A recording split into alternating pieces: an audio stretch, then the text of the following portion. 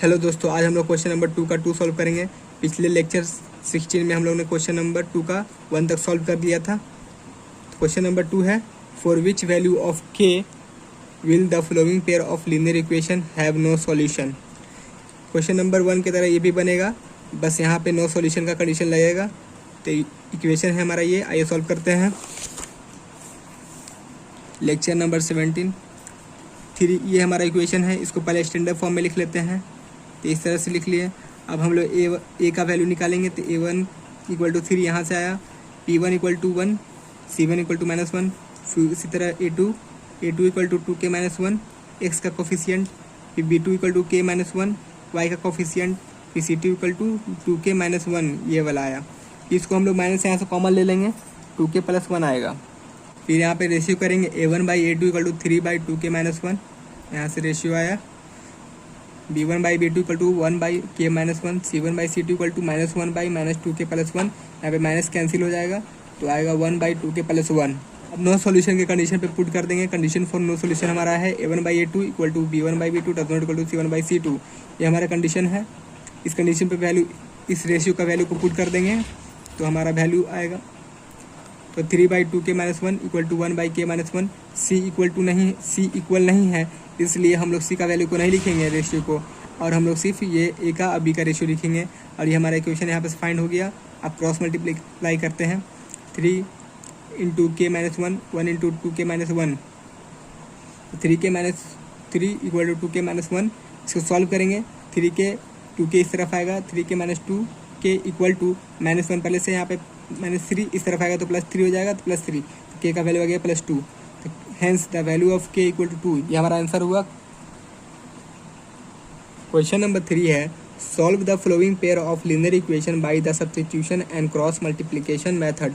ये मेरे पास इक्वेशन है जिसको हम लोग को सॉल्यूशन करना। सब्स्टिट्यूशन मेथड पिछले एक्सरसाइज में हम लोग ने सीखा था। इस एक्सरसाइज में हम लोग क्रॉस मल्टीप्लिकेशन मेथड से सॉल्व करेंगे। आइए सॉल्व करते हैं। तो हमारा ये एक इक्वेशन है, इसको पहले स्टैंडर्ड फॉर्म में लिख लेते हैं। तो इस तरह से लिखा आ जाएगा इक्वेशन। अब हम लोग किस तरह से सॉल्व करते हैं क्रॉस मल्टीप्लिकेशन से।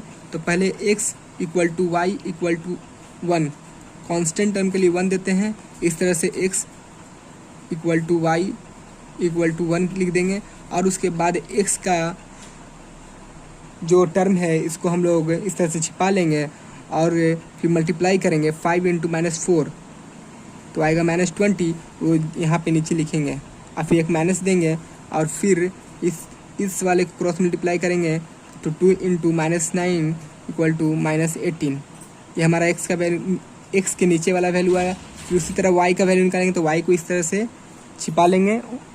y वाले टर्म में हम लोग नीचे से स्टार्ट करते हैं। यहाँ 3 × -9 मल्टीप्लाई होगा तो आएगा -27, एक माइनस देंगे अपने तरफ से। फिर आएगा यहाँ पे मल्टीप्लाई करेंगे 8 × -4 -32। अब कांस्टेंट टर्म का सॉल्व करेंगे। कांस्टेंट टर्म को इस तरह से छिपा लेंगे और मल्टीप्लाई करेंगे जिस ऊपर से।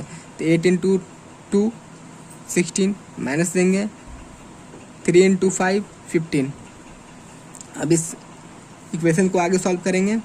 x / -20 + 18, माइनस इंटू होगा तो प्लस हो जाएगा। फिर -27 + 32, 1/16 -15। इसको आगे सॉल्व करेंगे। x/-2 = y/5 = 1। अब हम लोग x का वैल्यू फाइंड करेंगे कांस्टेंट टर्म से इक्वल करके, y का वैल्यू को फाइंड करेंगे कांस्टेंट टर्म के इक्वल करके। तो x/-2 = 1 कर दिए, x = -2 आ गया। फिर इसी तरह y का करेंगे इक्वल 1 से, तो y/5 = 1, y का वैल्यू 5 आ गया। तो hence the value of x and y = 5, ये हमारा आंसर आ गया क्रॉस मल्टीप्लिकेशन से। क्वेश्चन नंबर 4 को भी सॉल्व कर लेते हैं। Form the pair of linear equations in the following problems and find their solution if they exist by any algebraic method. यहाँ पे हम लोग का क्वेश्चन दिया हुआ है इस तरह से, वर्ड प्रॉब्लम है, इसका इक्वेशन फाइंड करना है और उसके बाद एक्स वाई का वैल्यू भी फाइंड करना है। तो आइए सॉल्व करते हैं। क्वेश्चन है, a part of monthly hostel charges is fixed and the remaining depend on the number of days one has taken food in the mess. When the student a takes food for 20 days, she has to pay ₹1000 as hostel charges, whereas a student B who takes a food for 26 days pay ₹1180 as hostel charges. Find the fixed charges and the cost of food per day. Question में ये दिया हुआ है कि एक student है जो एक हॉस्टल में जाता है, 20 दिन के लिए रहता है, तो उसको एक फिक्स चार्ज दिया जाता है। हॉस्टल एक फिक्स चार्ज लेता है और ऊपर से पर डे का भी चार्ज लेता है। तो वो फिक्स चार्ज और पर डे का चार्ज हम लोग को फाइंड करना है। जो हॉस्टल में 20 दिन के लिए रहता है तो उसको फूड के लिए एक फिक्स चार्ज देना पड़ता है साथ में, और साथ ही पर डे जितना फूड वो खाता है उसका भी चार्ज लगता है।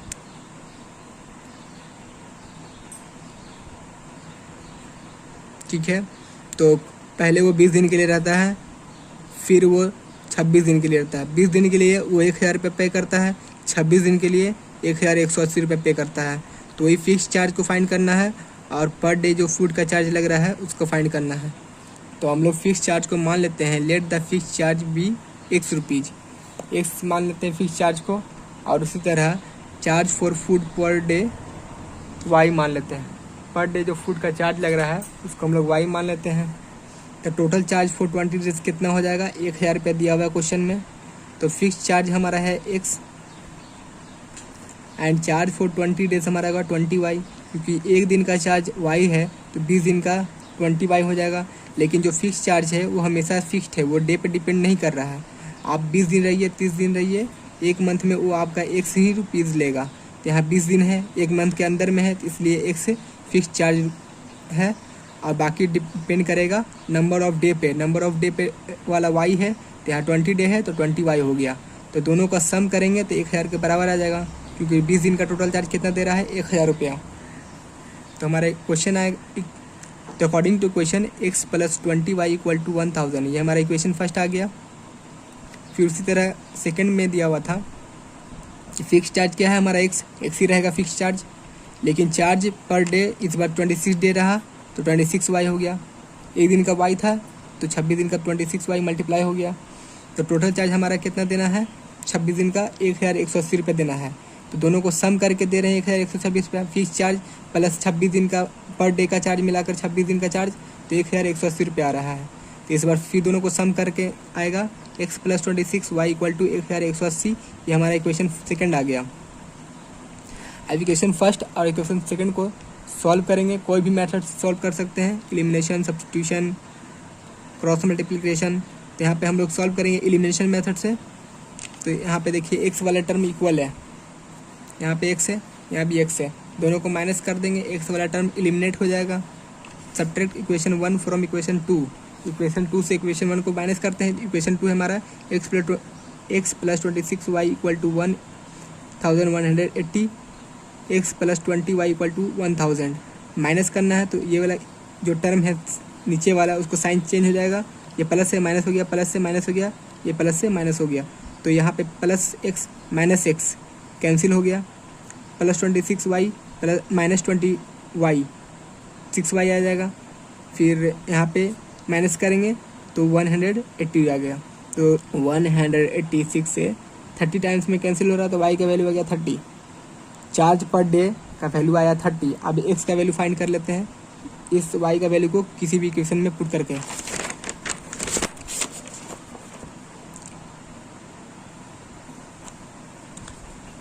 Substitute this value of Y = 30 in equation first.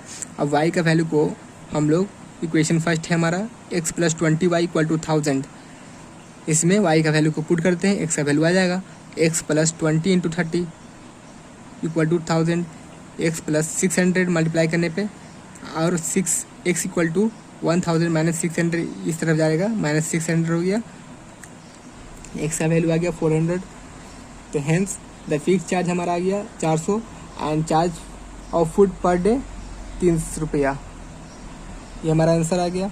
अब क्वेश्चन 2 में दिया हुआ है, a fraction become 1/3 when 1 is subtracted from the numerator and its become 1/4 when 8 is added to the denominator, find the fraction. Question में ये है कि एक फ्रैक्शन है जिसमें अगर न्यूमरेटर में एक घटा दिया जाता है तो फ्रैक्शन 1/3 बन जाता है। और अगर डिनोमिनेटर में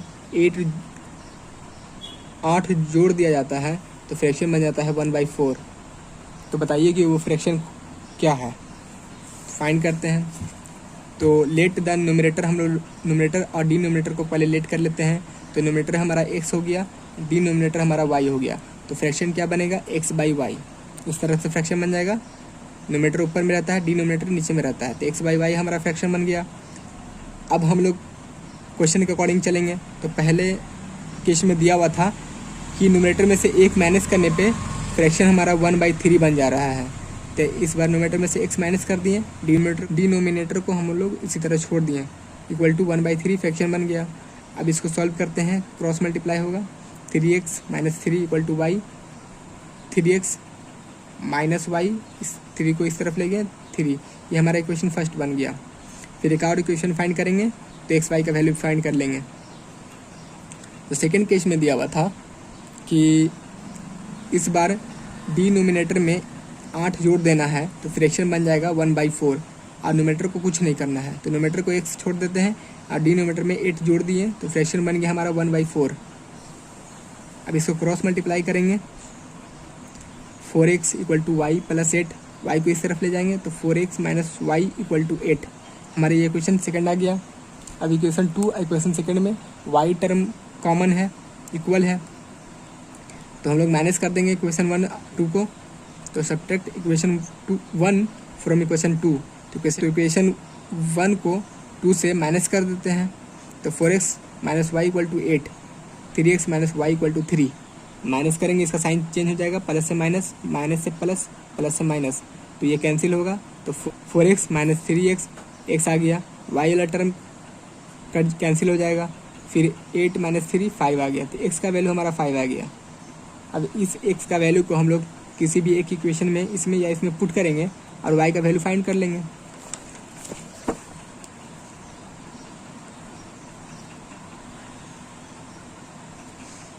substitute this value of x = y in equation first. इस y x के वैल्यू को इक्वेशन फर्स्ट में पुट करते हैं। इक्वेशन फर्स्ट है 3x - y = 3। यहाँ पे x का वैल्यू पुट करेंगे 5, 3 × 5 - y = 3, माइनस y 3 - 15, ये 15 आ जाएगा, इस तरफ आएगा तो -15, तो -y = -12 आएगा। तो माइनस माइनस यहाँ पे कैंसिल हो गया, तो y = 12, हमारा y का वैल्यू 12 आ गया।